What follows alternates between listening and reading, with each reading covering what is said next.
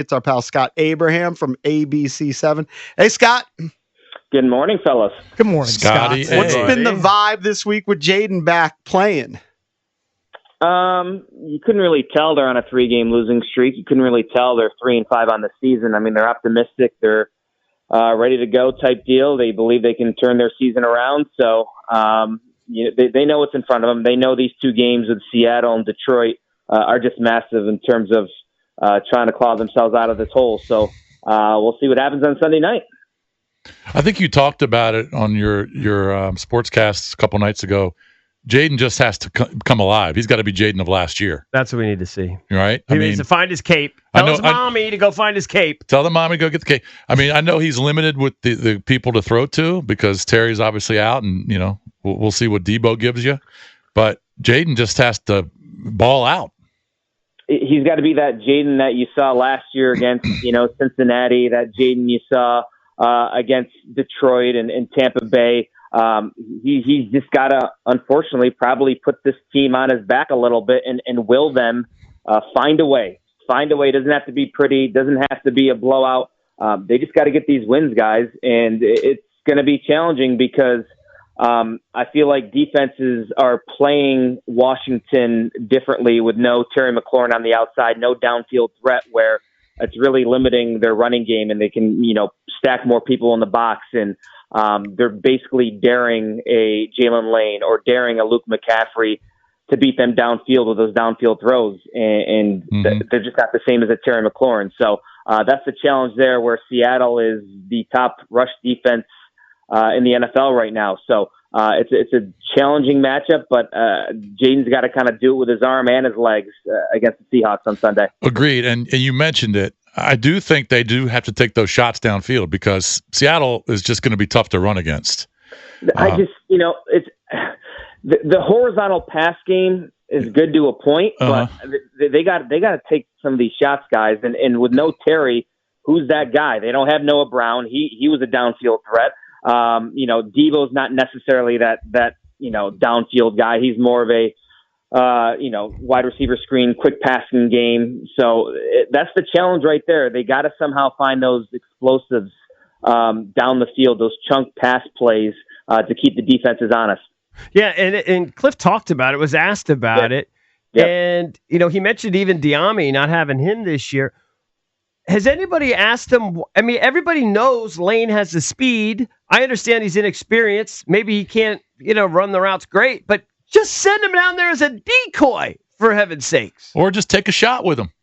Yeah, I mean, you're going to have to figure this out because you got to keep these defenses honest, as I mentioned, because they're not scared of a Jalen Lane. They're not scared of a Luke McCaffrey. No offense to them. They're not of the same caliber in the same realm as a Terry McLaurin that can take the top off of a defense. So those D coordinators are figuring out you can, push up closer to the line of scrimmage and, shut down this Washington running game. So you're going to have to take a chance. You're going to have to take a shot. Look what, Kansas City was a perfect example where you had a Terry McLaurin. You had a couple of great, deep balls. The touchdown, you missed on 4th down. You took a shot. But who's going to be that guy for Washington? I guess it's going to be Jalen and Luke because Debo's not that guy. So Chris Moore maybe. So they got to find that dude that can keep a defense honest. Scott, best guess from you here. If they drop this game to Seattle, do the Commanders become sellers at the trade deadline, which is Tuesday, I believe, 4 p.m. Eastern time? That would put them at 3-6. Yep.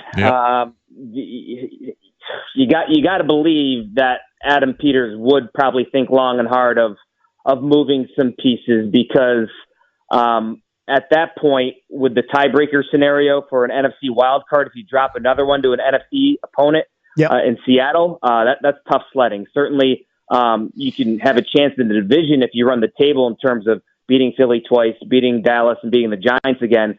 But you're almost kind of have to look in the mirror and think long and hard of, hey, maybe a secondary needy team might take a chance on a Marshon Lattimore. Maybe a defense out there needs a Daron Payne up front in the middle to clog some holes. So I think if they lose to Seattle, it is going to be an interesting decision for Adam Peters where he's going to have to look in the mirror. He's going to have to look long and hard at figuring out where's this team going, where are we at right now, and make the best possible decision. What is the blueprint for trying to slow down Jackson Smith-Njigba, who last time I checked, I believe he's on pace for about 1,980 receiving yards, just off to a blazing start for the Seahawks?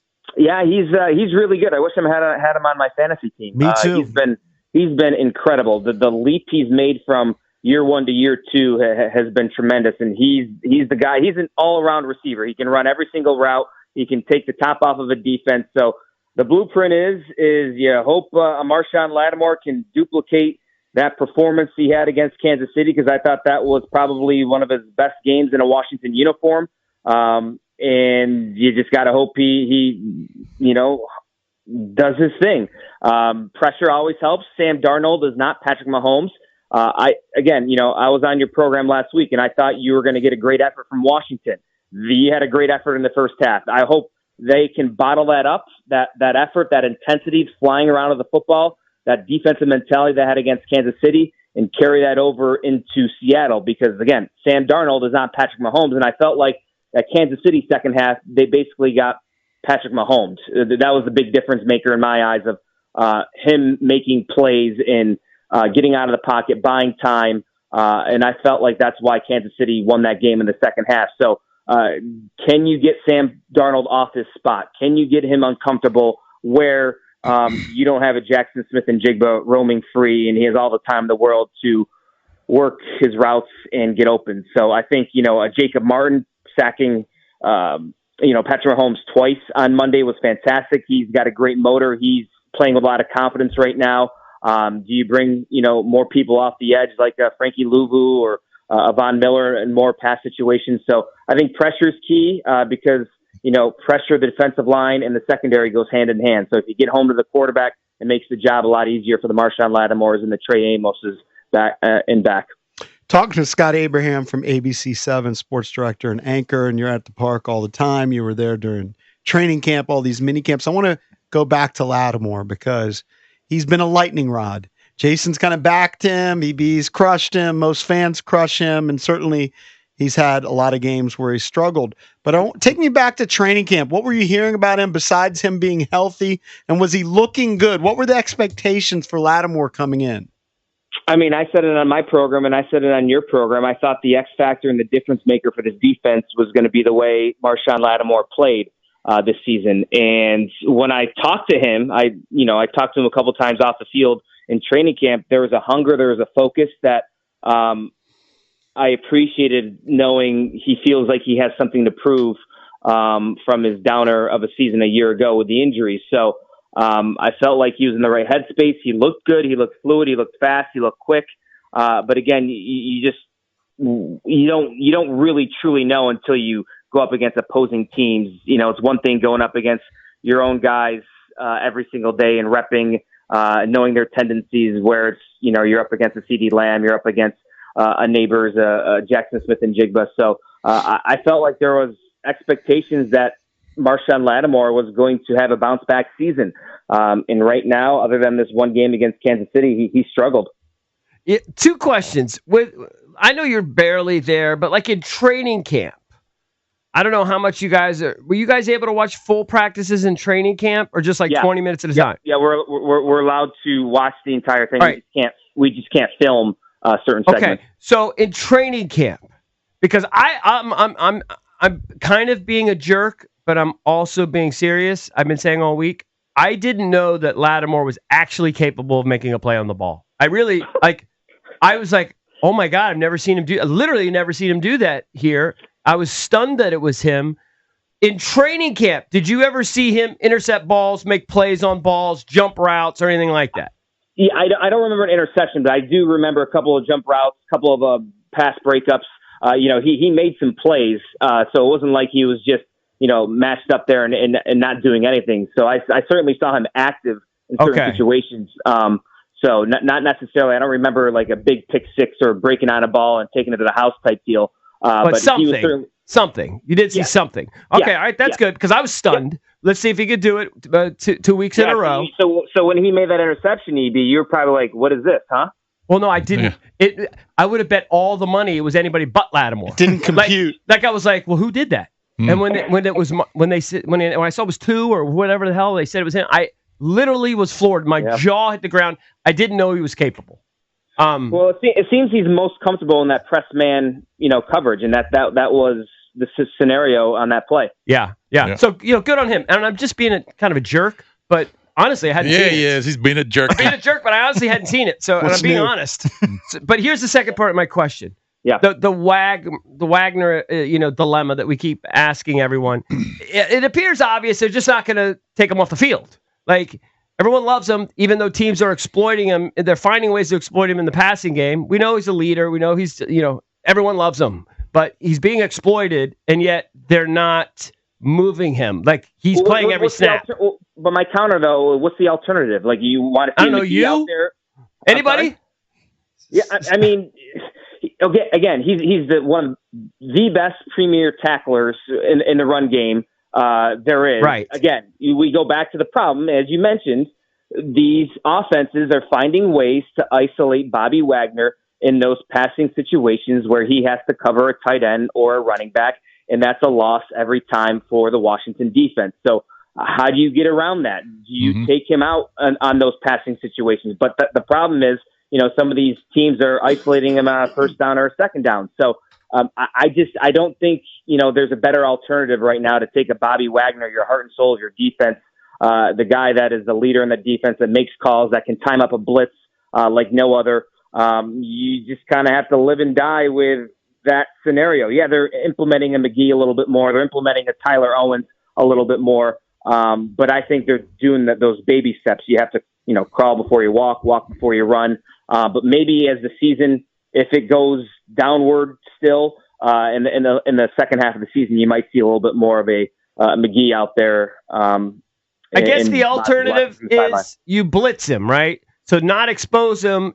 You just got to blitz him. I don't know what the hell else you could do in a passing situation. But sometimes he's just in the middle of the zone. Right, he's useless there. Yeah, but I agree with Scotty. I mean, what else? You got to play who you have. Okay, it's not going to change.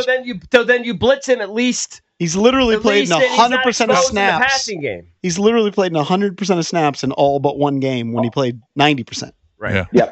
Yep. I mean, I just don't see them, taking him out. There's obviously a respect factor there with his relationship with Quinn and what he's done and where he's going in Canton. And they know what he means to that locker room, the vocalness, the leader, how much respect he commands in that huddle. So I don't think it's time yet to, okay, you're going to play 50% of the snaps. You're going to play only 75% of the snaps. I don't think you're at that point yet where this team still believes they can, get a couple of wins and get back right in this playoff race. All right. What's your prediction, Scotty? Again, it's a tough spot. Short week. Seattle coming off a bye. I think Washington is going to drop another close one. I think it's going to be close. I think Washington loses this game. Give me 24-20. Seattle wins 24-20. All righty. Fire sale time. 4 losses in a row. We'll see. Yeah, it's tough. I mean, again, I told you last week, I thought you'd see a tremendous effort, and you saw that. And I think you're going to see it again, but I think Seattle also having that bye and a really good defense. I think Seattle's defense is one of the most underrated defenses in the NFL. Obviously, their head coach, McDonald, knows a thing or two about defenses. So we'll see. I think it's going to be tough, though. Are you going to be able to hang out with the kids for Halloween tonight, or you got to work? Oh, I took the day off, guys. This is one of my favorite days of the year. There you go. There you go, bro. You're dressing up then? Well, I think my wife and I are just going to do like a white hoodie, and then we're going to have the number 6 and the number 7 for the 6-7 thing. Right, the 6-7, right. just to be cool with the kids, Right. All right, I like it. All right, we'll have a couple cocktails. All right, yeah, absolutely. All right, thank you, pal. Appreciate it. Later. Yep, bye-bye. Okay. Scott Abraham from ABC7. If they lose 4 in a row, I think it is time to play Titanic. Oh, and I thought we'd go the season without 100%. playing Titanic. Are you kidding? Of 100%. course. You probably should have already played it. The boat's sinking. Yep. It's not sinking yet. It doesn't mean it won't. You're the one that started the week saying we've come back from 3-6 before. I feel like I know, but you can't bank on I that. feel like the iceberg is out in the distance, and they haven't quite spotted it yet. They're sleeping up. They're sleeping up in the crow's Is there such a thing? You can go next, Matt. Is there such a thing though as your boat starts sinking and then you plug the holes? Has that ever happened? It's a silly flex seal. Yeah, I guess exactly. I guess it technically can. Has that ever happened? Where like your boat starts sinking, but you plug the holes and then it starts floating again? No, I think if it's sinking, it's gone. Once it starts sinking, it's just going to the bottom. All right. Call Captain Steuben. Yeah. Or Captain Stabbin. Nice old guy reference. I thought that's who you were going for. What were you going to say? I don't know what I was going to say. I'd say if they lose this week, and if they lose against Detroit, then I think it's not after this week. Oh, really? No. Just because of the mathematics. Just because of the mathematics. Yeah, I'd say a different team pre Harris, pre Dan Quinn, pre Jaden. You could probably call it, but this team has a little more life. If they had depends how 3-6 deficits before. I think it depends on how the game plays out. Like if they get smashed, then I think you can play the Titanic. If they lose, but I always said they just had to win one out of these three. Now they lost the first one, and it wouldn't be great to lose this one. Right. But if they win one out of three, they can survive it, and then they got to start getting on a roll. If they drop the next two games, that flight to Madrid is going to be the quietest flight ever. The quietest, like nobody's. It's just going to. If they lose, it's going to be like a morgue on that plane. If they lose to Seattle and Detroit, and then have to get on a plane to fly to Madrid to play all the way Dolphins in a lost season. You know, they should send them by boat. Send them by boat. Yeah, send them by plane. Yeah. It would take them a week to get there. Punishment. Should I tell the boys during the break about Captain Stabbin? What was the name of the genre? Was it just called Captain Stabbin, or was he a character within? I can't remember he's anymore. A star. But I have to do it because it's so funny. It wasn't called like Sex Boat or. They would be on a boat and they'd have sex with a girl and then they'd throw her overboard. Yeah, to wash her off. It's a little disrespectful. No, and then they would throw a life preserver. Okay. They'd throw a life preserver, and then they'd sail off. Yeah, well, it's like Bang Bus. It's like Bang Bus, but on a boat. They let the girl out there, and all of a sudden they speed away. They peel wheels out of there. They have sex on a boat, throw her overboard, throw her a life preserver, and then hit the engine and they gun it. Hightail it out of there. Great bit. If you know, you know. You know. I tried to look up Captain Stabbin. I mean, I don't think you're going to find it. I tried to Google Captain Stabbin boat name, and it came up with the Love Boat. Those Pacific girls Princess. being tossed over the railing into the ocean, the parents should be proud. All right, hold on. JP, don't go to break yet because he says I got to do BMW. Why not? I just don't know if I have do it my off BMW. top of your head. No, but I don't know if I have You're good at that. We can go to break, and I'll get it to you. You'll get it to me? Okay, I don't think I have it. Okay. Be honest with you. Okay.